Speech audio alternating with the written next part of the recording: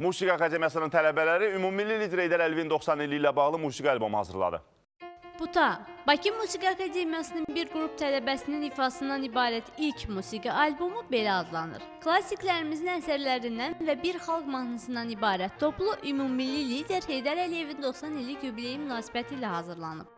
Diskin hazırlanmasında məqsəd Azərbaycan musiqisinin dünyada təbliği, bu diskdə ifa edən gəncləri daha böyük uğurlara həvəsləndirməkdir. İnanıram ki, bu disk gələcəkdə digər gənclərin incəsənətə axınmasına, gəlməsinə daha da stimul yaradacaq və bundan sonra da ATQD kimi digər gənclər təşkilatlarda Azərbaycan klassik musiqisinin, xalq musiqisinin təbliği üçün bu tipli layihələri bizə təqdim edəcək və bizə dəstəkləyəcək.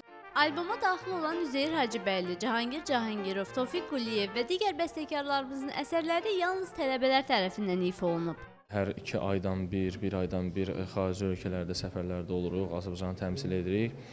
İstər vokal sahəsində, istər instrumental sahəsində demək olar ki, bu diski biz qonaqlarımıza ürəklə təqdim edə bilərik və Azərbaycan musiqinin yəni gənclərdən ibarət hissəsini təqdim edib özümüzü tanıtdıra bilərik. Hədiyyə olaraq veriləcək Buta musiqi albomu 1000 tirajla buraxılıb. Buradakı mətnlərin, məlumatların ilin sonuna qədər ingilis dilinə tərcümə edilərək hazırlanması da nəzərdə tutulur.